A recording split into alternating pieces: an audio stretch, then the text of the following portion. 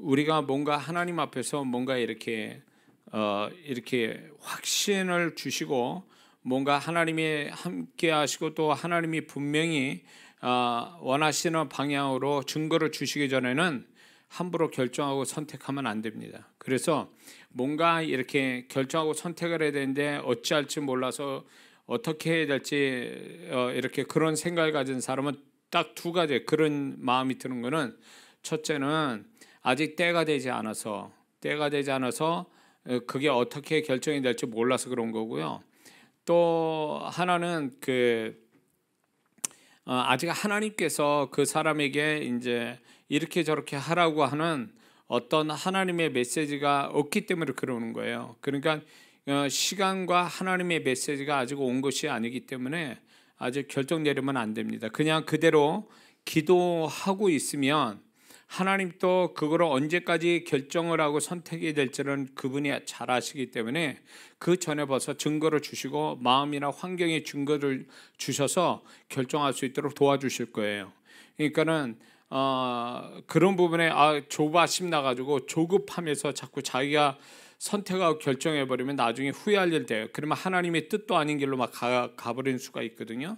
그러니까 우리가 그런 어떤 상황마다 선택과 결정을 해야 될 상황들이 있단 말이에요. 근데 그 부분에 대해서 그게 시작점이란 말이에요. 그때 잘못해버리면 완전히 엇나가서 정말 나중에는 돌이킬 수 없는 데까지 갈 수 있어요. 그래서 그거를 꼭 제가 비유를 드는 게, 쉽게 비유 드는 게 볼링을 하면 공을 떨어뜨리는 그 지점이 그 끝 지점을 알 수가 있거든요. 처음에 떨어뜨리는 그 공의 각도가 뭐 스트라이크를 할 거냐 아니면 홀에 빠질 거냐, 그거는 이제 그 처음에 떨어뜨리는 그 지점에서 결정이 나버리거든요. 그러니까 우리가 모든 것이 시작점에서 만약에 그것이 확실치 않으면 하나님이 어떻게 하라고 주시는 증거를 주실 때까지 기다려야 되는데 못 기다리고 선택을 결정하면 진짜 큰 후회를 하게 만들어요. 그래서 많은 성도분들을 제가 이 상담을 하면서 이런 분들이 참 많았어요. 그게 뭐냐면 착한데, 그리고 잘못된 어떤 악한 동기도 아니고 선한 동기로 뭔가 선택과 결정을 하는데, 이분이 내가 선한 생각에서 선택을 한 거니까 하나님이 도와주실 거야, 이렇게 해서 선택과 결정을 한 분이 많거든요. 그러고 나서 뒤에 뒷감당을 못하는 거죠. 자기가 생각지 않는 일들이 막 벌어지는 거예요. 그럴 때 하나님, 내가 이렇게 좋은 뜻에서 했는데 왜 내가 이런 일을 당해야 됩니까? 왜 하나님 나 안 도와주세요? 이렇게 낙심하고 슬퍼하면서 상담하는 분들이 있어요. 그런 분들은 알지 못하는 한 가지가 있어요. 우리의 선한 뜻이 있다고 해서 다 하나님 도와주시는 게 아니에요. 하나님의 뜻보다 우리의 선한 뜻보다 하나님의 뜻이 더 위에 있는 거고, 하나님의 뜻이 1번이지 자기의 선한 뜻이 1번이 아니에요. 근데 우리는 선한 뜻이면 하나님이 다 도와주실 거라 그러는데 그건 지극히 인간적이고 잘못된 생각이에요. 그래서 항상 제가 이제 우리 성도님한테도 그렇고 많은 그 상담하는 성도님들 그런 전에 지금은 전화 상담을 안 하니까 그런 분들한테 강력하게 제가 말씀드리는 건 처음에 뭔가 선택하고 결정할 때 잘해야 된다, 그 얘기를 하거든요. 처음에 선택과 결정 잘못해놓고 나중에 하나님 책임으로 물으면 안 돼요. 자기가 다 결정했잖아요, 자기가. 근데 하나님은 절대로 그 사람이 하나님께 결정권을 드려서 하나님이 결정한 대로 순종하겠다는 기다리는 마음만 있다면 결코 하나님께서 그 때가 늦지 않게 야, 이쪽으로 하는 게 내 뜻이다라고 분명히 증거를 주시거든요. 마음이든 환경이든 여러 채널로 증거를 주셔서 그게 일치된 하나의 일관성 있게 하나님이 어떤 선택과 결정을 하고 지시를 이렇게 주신단 말이에요. 그때 해도 늦진 않아요. 늦진 않다고. 근데 이제 혹가다 이런 경우가 있어요.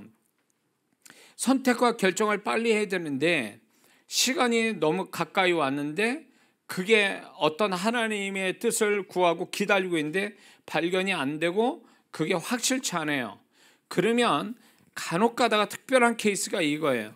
그러면 내가 이것이 하나님의 뜻일 것 같다라는 쪽으로 선택하고 움직여 보는 거예요.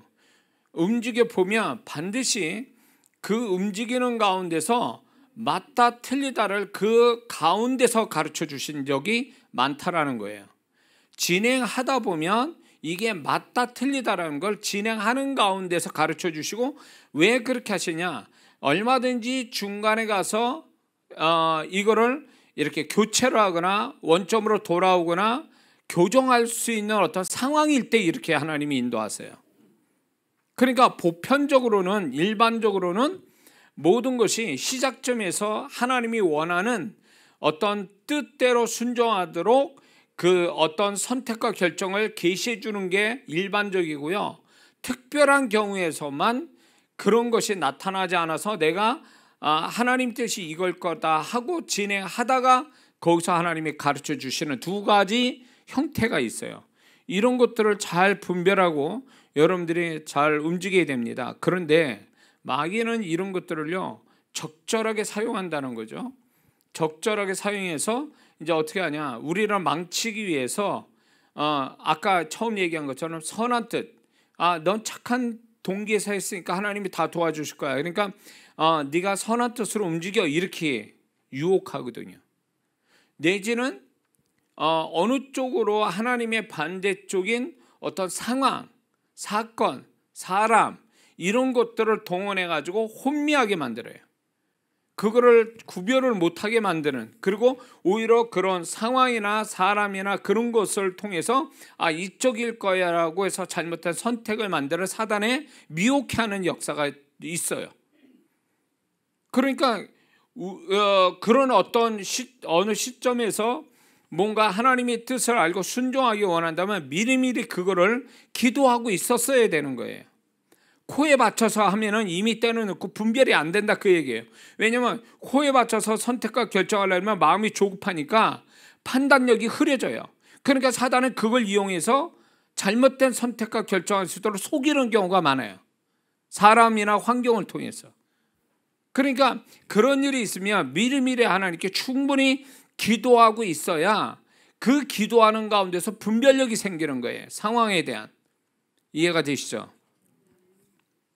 그래서 이게 하나님과 더불어 함께 인생을 살아가는 하나의 중요한, 하나님과 함께 사는 중요한 원칙 중에 하나가 바로 여기 있다는 거 잊지 마시고, 뭔가 결정을 할 수 없게 뭔가 이렇게 답이 안 나오는, 뭔가 답답하고 뭐 그런 상황이면 아직은 때가 안 됐다는 거기 때문에 계속 기도하고 가야 되는 거예요. 그때 지금 결정해야 될 일은 아니잖아요. 근데 자꾸 이렇게 마음에 자기가 조급해가지고 막 빨리 결정하려고 하다가 그러다 나중에 문제가 터지는 거죠. 그런 것을 여러분들이 잘 깨달았으면 좋겠습니다.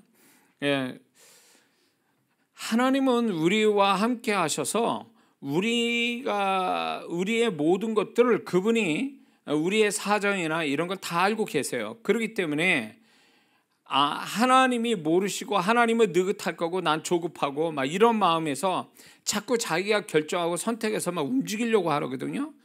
그렇게 되면은 결국 자기 인생에 자기가 주체자가 돼버리면 결국 그 뒤에 벌어지는 건 다 자기가 책임을 져야 돼요.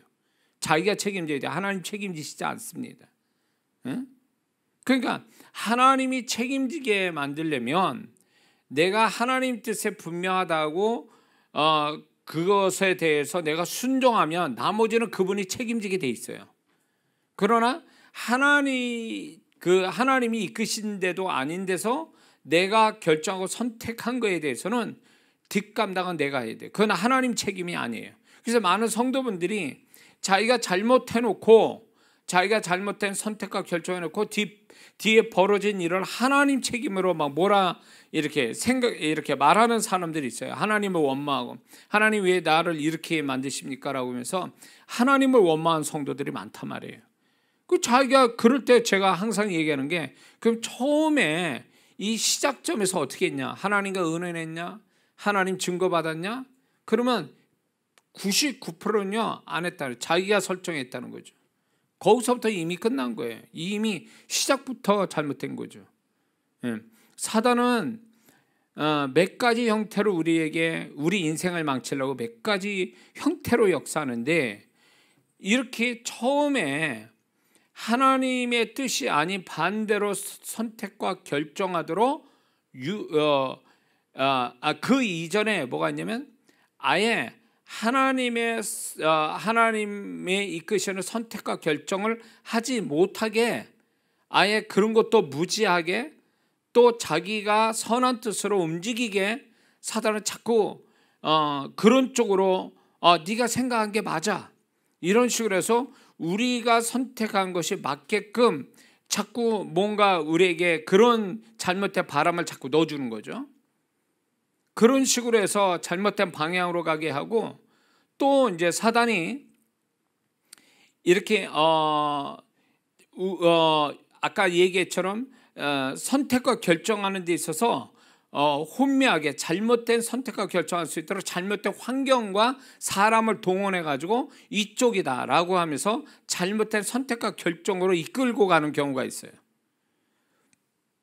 그때 많은 성도들이 여기서 이제 넘어가는 수가 많은데, 그럴 때 설령 그 환경과 사람이 정말 이게 하나님이 말씀하는 것처럼, 하나님이 도와주시는 것처럼 그렇게 속일 수 있는데, 그럴 때도 하나님께 물어야 돼요. 이게 저 사람이, 이 환경이 정말 하나님이 이쪽으로 선택하라고 하시는 겁니까? 라고 물어봐야 돼요. 그러면 반반이에요. 그렇다라는 것도 있지만 그렇지 않다, 저건 속이는 거다, 사단이 너를 잘못된 선택하도록, 그렇게 가르쳐 주는 경우가 허다하게 많다는 거예요. 그러니까 환경과, 보여지는 환경과 사람, 상황, 사건을 통해서 우리가 잘못된 선택과 결정하도록 자꾸 유도를 한다는 거예요, 처음 시점에서. 그래서 거기에서 올바르게 또 선택을 결정하고 가다 보면 사단이 거기서 끝나는 게 아니에요. 중간쯤 가가지고, 중간쯤 가서 또 다른 길 가도록 자꾸 유도하는 경우가 있어요. 중간쯤에 뭔가 안 되고 어렵고 손해보고 잘못되면요, 이 길이 아닌가 이러면서 의심을 하게 만들어요. 의심하게 만들면서 이 길이 아닌가 그러면서 내가 처음에 잘못 선택했나? 라든가 그때 이렇게 그 길로 가는데 뭔가 이렇게 자꾸 안 되고 손해보고 막 이렇게 되면은요, 이 길이 아니고 저쪽 길인가 하고 또 중간에서 방향을 트는 경우가 있어요. 그만두거나 방향을 틀어요. 이게 사단의 전략이에요. 하나님이 선택과 결정을 하게 해서 이끌어가는 삶에서는요, 절대로 그분이 끝내시기 전까지는 끝나는 게 아니에요. 중간에 우장창창 깨지는 소리가 나도 가야 되는 거예요. 주님께서 이 갈릴리 호수로 건너가자, 저 건너에 무덤가에 있는 귀신을 고치러 가시기 위해서 갈릴리 호수로 건너가자 그러면 그분이 건너가신 다음에 건너가시는 거예요. 근데 중간에 뭘 만났어요? 광풍을 만났잖아요. 근데 제자들이 그 믿음이 떨어졌잖아요. 그래가지고 막 죽게 생겼다고 그러잖아요. 그런데 그 주님을 깨웠잖아요. 그들의 불신앙에 주님이 깨워서 그걸 잔잔케 하시고 결국 갈릴리 호수로 건너갔잖아요. 그거와 유사한 삶이 우리에게 있어요. 하나님 뜻대로 가고 있는데, 뜻에 맞춰서 순종하고 가고 있는데 중간에서 광풍 같은 걸 만나는 거예요. 그래서 여기서 우리가 깨달아야 될 게 뭐냐면, 하나님이 나를 이끌었는데 왜 나는 이렇게 잘 되는 일이 아니라 나는 왜 점점 이상하게 돼가지, 잘못돼 가지, 왜 문제가 많아지지, 이러면서 헷갈려 버려요. 그게 소위 말하면 인생 살았는데 하나님 뜻대로 가는 광풍이에요. 중간에 만나지는 광풍이거든요. 그럴 때 여러분들이 거기에 속으면 안 돼요. 그것 때문에 스톱하거나 그것 때문에 딴 길로 가거나 그러면 이건 완전히 깨져버리는 거예요. 하나님의 인도하심에서 완전히 이거는 처음보다 더 못한 결과를 가져와요. 그래서 이 중간쯤 와서 이런 혼돈이 사단이 줄 때에 그거를 극복할 수 있는 그런 힘은, 극복할 수 있는 어떤 그걸 이길 수 있는 근거를 뭘로 잡아야 되냐면 처음을 봐야 돼요. 처음에 하나님이 나를 이끄셨지, 처음에 나를 여기로 이끌 때 하나님이 확실한 증거를 주셨다라는 이걸 붙잡아야 내가 중간에 포기하거나 딴 길을 가지 않을 수 있다라는 거예요. 근데 처음에 하나님이 나를 이끄셨다라는 이 하나님이 이끄신 증거가 있다라는 것을 명확하게 못 가지니까 자꾸 중간에 흔들리는 거예요. 그래서 항상 처음에 하나님이 나를 이쪽으로 이끄셨고 나는 순종했다라는 확실한 증거를 가지고 있어야 돼요. 그래야 중간에서 헷갈리지 않고 포기하거나 딴 길로 가지 않을 수 있다라는 거죠. 이해가 되십니까? 제가 평택에 계속 교회가 오랫동안 있었던 거는요, 제가 딴 데를 가지 못해서 거기 있었던 게 아니라 처음에 강렬하게 하나님께서 지금 평택에서 목회를 하도록 부르심이 있어서 그게 확실한 증거가 이것저것 증거가 확실히 많고 확실해서 그 떠나라는 증거가 나올 때까지 기다렸던 게 수십 년인 거예요. 여기가 오기까지가, 이 수지까지 오기가. 만약에 그런 게 없었다면 제가 평택에 일찍이 떠났죠. 힘든 그 목회에서 일찍이 떠났을 거예요. 근데 못 떠난 이유는 떠날 수 없어서 뭐 때문에 하나님의 첫 증거가 평택으로 인도해진 증거가 확실했기 때문에 움직일 수 없는 게 올 때에 그분의 부르심이 평택의 부르심이 분명해서 순종했다면 갈 때도 그분의 이끄시는 증거가 있어야 떠나야 되는 거거든요. 그 떠나는 게 오래 걸렸다 그거예요. 저는 그것이 오랫동안 거기에 있었기 때문에 하나님이 저를 다루어 주셨고 또 제가 사역자로 거듭날 수 있었고 정말 그 평택이 저에게는 호렙산, 모세의 호렙산 같은 곳이었어요.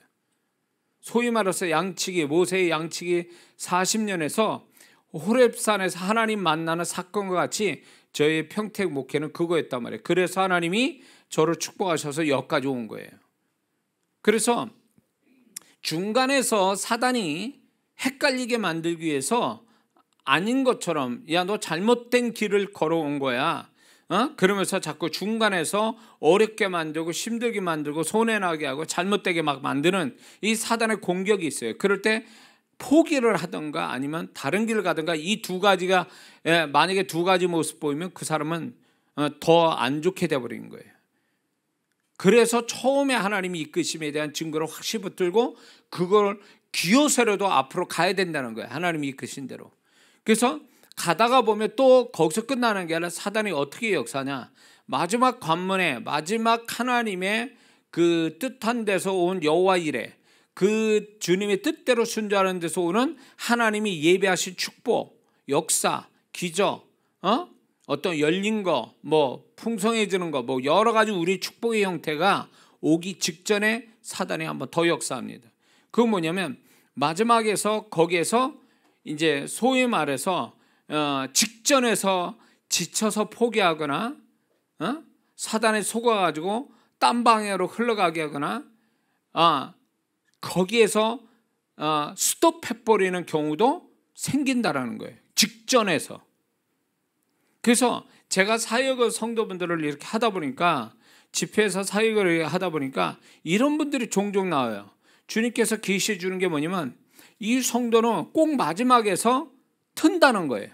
마지막에서 손을 놓는다라는 거예요. 마지막에서 딴 길로 간다는 거예요. 직진으로 가야 되는 걸 옆길로 가버린다는 거예요. 그래서 아무것도 그동안 수고한 거 아무것도 얻지 못하는 그런 경우가 있죠. 그러면 이런 성도가 맞다는 성도가 자주 나오더라고요. 그러니까 이 성도가 속은 게 뭐냐면 하나님이 뭔가 이 사람에게 하나님 뜻대로 순종해서 흘러가는 그 마지막에는요 어떤 마음을 주냐면 마음으로 먼저 계시를 주세요. 그 마지막에 환경적으로 보여지는 어떤 하나님의 손길, 축복 이거를 만날 수 있도록 미리 마음 안에서 계시를 주시거든요. 이 계시를 붙잡고 있어야 돼요. 소위 말해서 축복이 가까이 오잖아요. 그러면 평상시보다 기도가 굉장히 힘이 있어지고 마음이 소망이 생기고 기쁨이 생기고 확신이 들어오고 뭔가 아무것도 눈앞에 보이지 않는데 뭔가 터질 것 같고 여러 가지 현상이 그 사람 마음 안에서 일어나요. 요걸 붙잡아야 되거든요. 요거를 붙잡고 있어야 되는데 많은 성도들이 이걸 붙잡은 게 아니라 지금 코앞에서 사단이 이걸 더 이상 진전하지 못하도록 여러 가지로 방해한단 말이에요. 이런 식이에요. 야, 이쯤 했으면 됐어. 이제 하나님 역사할 거야. 그러니까 손 놔라 이래. 응? 그래서 거의 다 왔으니까 그냥 가만히 있어도 그냥 그 마지막은 자기가 타치할 수 있을 것 같아서 마지막 순간에 그냥 방심해 버리는 거예요. 마지막 순간에 마지막 힘을 발휘해야 되는데 마지막 힘을 발휘하는 게 아니라 손을 놔버려요. 방심해 버리고 그래 이제 끝까지 다 왔으니까 가만히 있어도 이제 될 일은 될 거야. 이렇게 하다가 와장창 다 무너지는 거죠. 이런 사람 많아요. 끝에서 방심해 아주 뒤통수 맞는 거죠. 사단이 뒤통수 치는 거예요. 거기서 스톱해버리고 그러고 방심했다가 그 아예 마지막 그 타치를 못하도록 아예 그냥 벽을 쏴버리는 사단의 역사가 그 끝에서 있어요. 끝에. 그래서 하나님께서 보세요. 요거에 대한 여러분들이 깨달아야 될 마음이 뭐냐면 하나님께서 이스라엘 백성에게 광야 2세대에게 여리고성을 무너뜨릴 때 뭐라고 말씀했습니까? 하루에 한 바퀴 있어서 마지막 역사가 일어나는 날 7바퀴 돌아라. 역사가 일어나는 날은 지난 날보다 7배를 더 힘을 써라 그 얘기거든요. 그러면 우리가 하나님의 뜻에 순종해서 흘러가는 데 있어서 마지막 순간이 바로 뭐냐? 마지막 순간이 바로 여리고성 마지막 날과 같은 거예요. 오히려 그때 성령께서 더 많이 기도시키고 뭔가 더 열심을 내게 만드시는 게 이게 정상이에요. 근데 그 마지막 때 가가지고 손을 놔버려. 포기를 해. 내전은 될 일이 될 거니까 방심해버려. 그러다가 다 끝장나는 거예요. 안 되는 거예요. 그래서 정말 그 사람이 성령이 이끄시는 대로 하나님이 이끈 대로 간다면 마지막 그 역사가 일어나는 직전에는요 자기도 모르는 성령님의 마지막 7바퀴 여리고성 돌듯이 뭔가 역사를 막 일으키기 직전에 준비되는 사람이 되도록 그 역사를 맞이할 수 있을 만큼의 사람이 되도록 뭔가 영적인 작업을 더 하게 만드시거든요. 제가 교회 바깥에 사역으로 나가기 직전에 제가 원래 금식을 제가 잘 못하는 사람이에요. 근데 금식을 1년에 한 번 할까 말까 그렇게 했던 사람이 하나님이 교회 바깥의 사역으로 역사가 막 일어날 시점이 되니까 마음도 막 이상하게 달라지고 보이는 건 없는데 안에서 막 난리가 났어. 페스티벌 직전과 같은 마음 상태. 거기에다가 이제 영적인 어떤 준비를 더 하기 위해서 금식을 자주 시키는 거예요. 금식을 자주 시키시고 그 다음에 기도의 양도 더 많아진 거예요. 근데 그게 하나도 힘이 안 들더라고요. 그러고 나니까 정말로 역사가 시작되는 게 생각지 않는 전혀 모르는 목사님을 통해서 집회를 서울에서 하기 시작한 게 여기까지 온 거예요. 그러니까 마지막 순간에 손을 놔버리는 사람은 성령의 흐름을 자기가 이렇게 끊어놓은 사람이에요. 정말 성령의 흐름 따라가면요 마지막 때가 되면 그 직전에서 더 열심을 내게 만든다는 거죠. 그래서 그 마지막 하나님이 예배한 걸 타치할 수 있게 만들어 주시는데 성도들이 속는 거죠. 이렇게 마지막 순간에 방심하고 손을 놔버리고 될 일은 된 거니까 좀 있으면 될 거니까 가만히 있어도 될 것처럼 하지만 그 끄트물에서 사단이 그걸 무너뜨리려고 딱 대기하고 있다는 걸 모르고 있는 거죠. 이걸로 비추어서 우리가 이제 주님의 오심에 대해서 여기로 또 이렇게 우리가 이 부분을 또 이 개념을 가지고 얘기하자면 주님이 오심이 가까운 때 우리는 살고 있어요. 공중으로 주님이 재림하실 가까운 이때 우리가 살고 있는데 이때의 신부 같은 신앙을 가진 성도를 추리고 또 준비시키기 위해서 어느 때보다도 열심 내는 성도는 더 열심 내게 만드시고 아예 계시록 보세요. 더러운 자는 더 더러운 대로 놔두고 의를 행한 자는 더 계속 의를 행하도록 놔두라고 그렇게 말씀하잖아요. 그게 무슨 이제는 갈라놓으신 거예요. 이제 아예 그동안 성령께서 역사에서 격려해서 자꾸 이렇게 하나님이 이끄시는 존재의 값을 높이고 주님의 오심을 예비하는 신앙이 되도록 이끄는데도 거부하고 반항하고 무시하고 무관심한 성도는 그냥 놔둬버리는 거야. 이제는 이제 제껴놓고 정말로 이제 주님을 맞이할 만한 자격되는 성도는요 계속 푸시하는 거예요. 영적으로. 그래서 지금 양 갈래. 지금 교회 안에는요.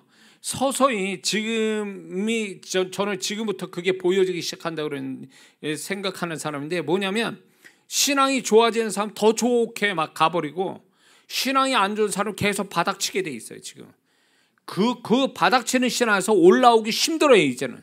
왜냐면 과거에는 조금만 기도하고 예배드리고 이러면 회복이 빨리빨리 돼가지고 더 열심을 낼 수 있는 그런 때가 있어요.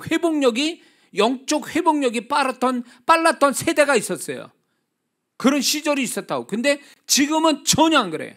제가 목회를 할 때 많은 성도들이, 제가 30년 넘게 목회하면서 전에는 조금만 격려해주고 기도해주면 바로 신앙이 회복돼서 열심히 하고 이랬는데, 지금은 아무리 그렇게 해도 안 하려는 사람은 결국 안 해요. 아무리 애써도 안 돼요. 뭘 얘기할까요? 목사가 그 성도를 무관심해서 그런 거예요? 덜 관심 가져서 그런 거예요? 아니요. 전에하고 똑같이 해도 안 들어먹어.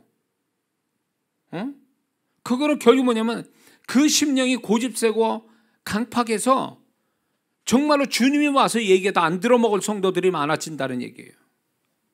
그러니까 그 성도는 그냥 놔두라는 거예요. 그냥 어차피 그렇게 된 성도니까, 자기 의지로 그렇게 되니까 이제 점점 하나님의 은혜가 소멸되는 세대에 살고 있으니까, 하나님의 은혜가 없으니까 이제는 회복되기가 어려워지는 거예요. 평균치에서 떨어지면요 다시금 평균치까지 올라오기가 쉽지 않다는 얘기예요. 신앙이 지금은. 그런데 평균치가 넘어가는 성도들이 있어요. 그러니까 정말로 주님이 정말 은혜 주실 만하고 이뻐하는 성도들, 주님이 기뻐하는 영혼들은요 계속 누가 모르지 않아도, 목사가 모르지 않아도 계속 자기 스스로가 신앙을 열심을 가지고 달려가는 성도들이 있어요. 또 그런 성도들이. 어쩌면 오늘 여기 온 성도들인 것 같아요. 이 장마철에 비가 주룩주룩 오는데 우리 교회 주우신교회 성도도 아니고 이것도 가까운 거리도 아니고, 어떤 분은 버스 타고 기차 타고 이렇게 오신 분들도 있거든요. 아니 그런 분은 본교회도 굉장히 열심히 할 거예요. 그러니까 자기 교회도 아니고 그 가까운 거리도 아닌 교회로 와가지고 버스 타고 기차 타고 와가지고 기다렸다 예배 드리려고 왔다가 또 누가 헌금하라 했어. 헌금까지 하시고 이런 열심이 어디 있냐고. 이런 열심이. 근데 누가 그렇게 만드는 것 같아요. 이제는 쫙 갈라지는 거예요. 이제 게으른 자는 게으른 대로 쫙 가버리고, 열심 낸 자로 더 열심 내서 막 올라가고, 지금 그런 세대예요. 그러니까 이거는 목사도 어떻게 할 수가 없어. 목사가 어떻게 해도 안 들어먹어 이제 성도들이. 그러니까 그 정도니까 이제 점점 뭔가 이렇게 구분이 져지는 거예요. 홍해 바다 갈라지듯이 쫙 갈라지는 거예요. 그래서 자기가 평균치도 안 되는 성도는요 위기감을 가져야 돼요. 이랬다가 바닥을 쳐가지고 주님께 들림도 못 받고 완전히 인정도 못 받는 신앙으로 내려앉을 가능성은 100%예요. 그거는 100%. 마지막 때는 그렇게 되게 돼 있어요. 양극단의 신앙이 유행처럼 되는 거예요. 양극단. 그러니까 아주 안 좋거나 아주 좋거나 둘 중에 하나가 돼버린다는 거죠. 근데 놀라운 거는 교회가 앞으로 보세요. 큰 교회, 이제 제가 이거는 정말 예언으로 얘기했는데, 큰 교회 성도가 많다는 교회를 큰 교회라고 그러잖아요. 대교회라고 그러는데, 대교회 성도들의 영향력보다 정말로 하나님 앞에 열심 내는 소그룹이나 작은 교회들이 많아져서 큰 교회 이상으로 영향력을 끼치는 교회들이 점점 많아진다는 거예요. 그건 왜 그러냐? 이제 성도들이 딱 이제 그 자기 신앙 칼라대로 교회를 하나님이 이끌어 가는데, 정말 뜨겁게 주님을 섬기는 정말 그 평균치 넘어가는 열정 있는 성도는 그 교회로 몰려가지고 그런 성도 한 사람이 일당 100명의 몫을 하는 교회들이 이제 무수히 많이 나온다는 거예요. 그래서 큰 교회가 하지 못하는 것도 작은 교회들이 하고, 이 작은 교회들이 연합해서 하나님의 큰 역사를 일으키는 이 때가 이제 바로 지금이 바로 그런 때가 이제 조장되어 있는 거죠 지금. 그래서 저는 이거를 그러려면 목회자와 성도분들이 정말로 진짜 뜨겁게 하는 교회는 뜨겁게 가고 미지근하게 가는 교회는 미지근하게 가는 거예요. 그래서 그거를 주님이 시각으로 볼 때는요, 정말로 주님이 원하시는 신앙으로 흘러갈 사람은 성령님이 계속 푸시한다는. 너 이렇게 하면 안 돼. 그래서 그런 성도들이 있잖아요. 목사님이 누가 뭐라 하지도 않았는데 자기 혼자 그 성도 안에서 성령께서 야 이렇게 하면 안 돼. 더 열심히 해야 돼. 막 그래가지고 막 자기 혼자 막 열심히 내는 성도들 많잖아요. 그거는 이제는 교회가 아니면 율법이 아니면 또 누군가의 말에 의해서 신앙이 좌지우지되는 게 아니라 그 마지막 때는 그 안에 성령께서 열정적으로 그 성도를 주장해서 그 성령에 잡혀서 사는 사람들이 이제 더 많아진다는 거죠. 더 타락해가는 세상인데 아이러니하게 더 열정을 가지고 하나님께 가까이 가는 사람도 그만큼 많아진다는 거예요. 그래서 저는 제가 잘나서가 아니라 제 설교를 듣기가 쉽지 않아요. 제 설교가 편하게 듣는 설교도 아니거든요, 사실은. 그런데도 불구하고 이제 저의 설교를 정말로 진짜 아침부터 저녁까지 밤새도록 듣는 분들도 계세요. 근데 그분들이 뭐냐면 매니아, 저는 매니아라고 얘기하는데 그런 분들이 왜 나오냐? 지금 교회 자기 본교회 한번 주일날 한번 교회 한번 나가는 것도 쉽지 않은데 어떻게 남의 목사, 남의 교회 목사님을 설교를 그렇게 하루 종일 듣고 또 지루하지 않고 그 은혜를 받느냐라고 할 때에 이거는 네 교회, 내 교회, 내 목사님, 네 목사님이 아니라 이제 주님이 정말로 이끄시는 성도들, 교회 다니다서 똑같은 성도가 아니에요. 똑같은 성도가 아니라고. 이제는 같이 교회 다니는 성도인데 영적으로 딱 보면요 완전히 주님이 보실 때 갈라져 있다고요. 딱. 응? 그러니까 이게 주님께 잡힌 자, 그래서 주님께 쓰임 받을 만한 자가 있고 주님이 볼 때 제껴놓은 성도도 있다라는 거예요. 사랑은 하시죠. 그러나 이 마지막 세대를 향한 정말 주님이 찾고자 하는 성도는 아니라 그거예요. 신부의 신앙도 아니고 영향력 있는 성도도 아니고 그냥 그저그로 자기 영혼 하나도 관리 못하는 성도들. 그거는 엄연히 말해서 주님의 시각으로 볼 때는 이거 어디다 놓고 쓸 데가 없는 영혼이 되는 거예요. 여러분 아세요? 성도도 등급이 있다는 거? 응? 예수님이 제자를 하나님이 기록해낼 때 베드로를 먼저 놓고 끝머리에 가룟유다 놓죠. 중간에 그 10명의 제자가 있죠. 세 그룹으로 나눠져 있다고. 그룹이 있어요. 분류가 돼 있다고. 우리끼리는 다 집사님, 권사님 이걸로 구분하지만 주님은 그런 식으로 구분을 하질 않아요. 응? 주님 앞에 어떤 영향력을 가지고 얼마나 있느냐에 따라서 그 성도가 주님으로부터 분류가 되는 거예요. 분류가 된단 말이에요. 그걸로. 응?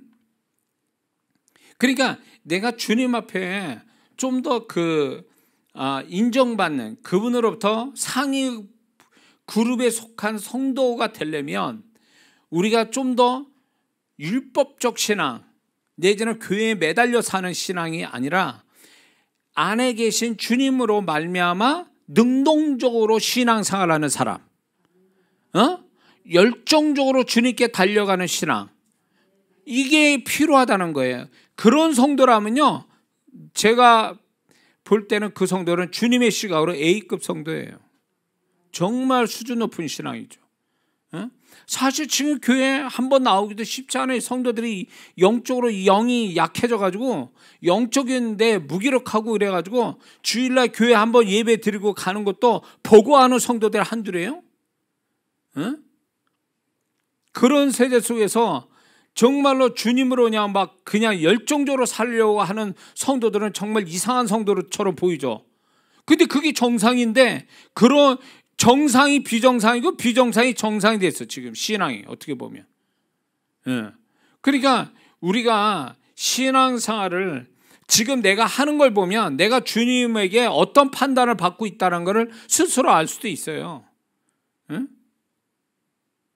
그러니까 우리가 신앙을 정말 소위 말해서 게으르게 하고 무기력하게 하면요 이미 합격선에서 밀려난 성도라고 봐야 돼요. 그 성도는 평균치에서 떨어진 성도라고 봐야 돼요. 그런 성도는. 그렇게 되면 뭐가 좋겠어요? 그게 주님으로부터 그렇게 받는다. 물론 사랑하시죠. 그러나 사랑하시는 거와 그 사람에게서 영적으로 주님이 그 사람에게 드러나고 그분의 그 영혼을 도와주고 그 영혼에 대해서 정말 세밀한 어떤 그분의 만지심이 있고 이런 건 차이가 분명히 있단 말이에요. 다 똑같지 않다라고요. 주일날 겨우 한번 1시간 드리는 것도 버거워하는 성도와 주님 없이 못 살아서 매일 찬양 듣고 말씀 보고 전도하고 하나님께 가까이 나아간 사람하고 주님이 동일하게 나타나십니까? 절대 그렇지 않아요. 그건 몰라서 하는 소리예요. 누구나 그렇겠지만 저는 모든 성도에게 딱 이렇게 맞아떨어지는 목사는 아니에요. 설교도 모든 성도들이 기쁘게 막 할렐루야 하면서 듣는 설교도 아니에요. 제 설교는. 저의 설교를 듣고 은혜 받고 축복받을 사람은 딱 정해져 있어요. 난 그 성도들을 위한 목사가 되고 있는 거예요. 그 성도들을 위해서. 예. 우리가 예수 믿는 사람이 세상 사람에서 다 인정받는다? 그건 가짜예요. 그건 가짜 크리스찬이에요. 어떻게 세상 사람들 다 인정받습니까? 정말 진정한 크리스찬이면 세상한테 욕먹고 조롱받는 게 당연한 거지. 물론 불쌍히 인간적으로 생각해서 우리를 불쌍하게 생각하고 또 좋은 인격을 가진 사람은 또 이렇게 이해도 해주고 그러겠지만 100% 세상 사람이 우리를 다 이해해주고 칭찬하는 게 아니라는 거예요. 그건 가짜라는 거예요. 어떻게 그래? 예수님이 세상으로부터 원수됨을 당하셨는데 그 주인이 그래야 할진데 종된 우리야 얼마나 더하겠냐는 거예요. 그렇기 때문에 모든 목사도요. 저는 모든 성도의 목사는 아니라 보는 거예요. 저에 맞는 제가 주님의 음성을 분명히 전하면 분명히 저를 통한 주님의 음성을 듣고 은혜 받고 축복받을 사람은 딱 정해져 있다는 거야. 한 목자의 그 양을 한 목자에 두게 하신다 그랬거든요. 그러니까 저에게 맞는 영혼들이 있어서 분명히 제가 주님의 음성을 전달하면 그 음성을 통해서 은혜 받고 또 변화받고 축복받을 사람들이 있기 때문에 하나님이 여지껏 저를 여기다 세웠고, 그리고 많은 성도들이 지금 또 구독자가 18,000명이 넘는 구독자가 있는 거고, 수백 명이 지금 실시간으로 들어와 있는 거고, 저는 그게 하나님의 증거라고 보는 거죠. 네. 그래서 여러분들도 다른 성도들 게으르고 막 이런 성도들이 이제 혹 가다가 아우 저 사람 너무 열심히야, 적당히 신앙생활하지, 저 신비주의자야, 막 그런 게 귀담아 듣지 마세요. 신앙이 수준이 어리니까 그렇게 바라보는 거예요. 그런 성도의 상처도 받지 마세요. 그 신앙생활을 그런 식으로 하는 사람이 어떻게 열심 가지고 주님, 순전한 마음 가지고 주님을 섬기고 열심 내는 상도를 어떻게 이해하냐고. 이해 못하게 돼 있어요. 육의 사람과 영의 사람이 같을 수 있냐고요. 예. 그렇기 때문에 그런 사람의 상처받거나 그런 사람에 위축되거나 그럴 필요가 없어요. 그냥 무시해버리고 가는 거예요. 어차피 교회 안에서 신앙은 다 같을 수가 없어요. 그러나 신앙이 다 각각 다른데 제일 중요한 기준은 이거예요.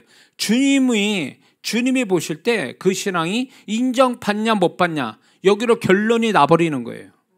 주님께서 인정하는 신앙이면 사람이 뭐래도 신경 쓸 필요 없어요, 거기에. 예. 그러니까 우리가 열심히 신앙생활하다 보면 주님이 나를 보증해 주시고 주님이 나를 인정해 주시고 그 영광스러운 주님이 들림받는 자가 되면 그걸로 끝나는 거예요. 그걸로 된 거라고. 예, 믿습니까? 그러니까 그런 신앙이에요. 지금은 교단도 이단만 아니면 교단, 목사 다 그런 거 신경 안 써요, 성도들이. 그냥 자신이 그게 정말 주님으로부터 흘러나오고 그게 자신하고 신앙의 어떤 성향하고 컬러가 맞고 그것이 은혜가 되고 축복이 된다면 이것저것 다 떠나서 거기에 순전하게 거기에 주님이 계시고 주의 음성이 있다, 주님의 축복이 있다면 거기에 그냥 순전하게 붙잡고 가는 성도들이 지금 마지막 때 있단 말이에요. 그래서 이게 과거에는 교단이고 모든 거 쪼개져 있잖아요. 막 분리가 돼가지고. 그러나 지금은 점점 주님 오실 때가 되니까 그런 걸 다 초월해서 이렇게 연합되어 가잖아요. 이렇게 하나로 모아 가잖아요. 이게 정상이라고 보는 거예요, 이게. 모든 걸 초월해서 하나가 되는 거, 주님으로 하나 되는 거, 이런 신앙이 지금 만들어져 가고 있다라는 거죠. 그리고 또 하나는 제가 거듭 말씀드리지만 우리 한국교회가 KRU로 세계적으로 지금 우리 자신도 이상하게 생각하잖아요. 우리 한국교회 무슨 세계적인 게 되어서 세계에 영향을 미치고 있는 이 문화, K 문화에 대해서 저는 굉장히 이상하게 보는데 하나님의 시각으로 보면 그거는 당연하다고 봐요. 마지막 때에 이 한국이 마지막 영적 이스라엘로 쓰임받기 위해서 하나님이 K 문화의 발판을 만들어서 K 영성을 하나님이 세우시기 위해서 지금 하나님이 준비시키고 있다 이거예요. 그래서 우리 스스로가 깎아내리고 열등감 갖지 않고 오직 마지막 때에 주님께 쓰임받을 민족이요, 그리고 내가 이 신앙, 열정 있는 이 신앙을 통해서 하나님의 뭔가 나를 영향력 있는 성도로서 쓰시고 주님의 오심을 예비케 하는 또 하나님의 사람이요, 또 주님의 들림받을 자격 있는 성도로 만드시기 위해서 지금 나를 이끌어가고 있다는 이 커다란 이거 영적인 진리 앞에서 여러분들이 좀 더 그 부분을 붙잡고 열심히 신앙생활하는 여러분이 되시기를 주의 이름으로 축원합니다.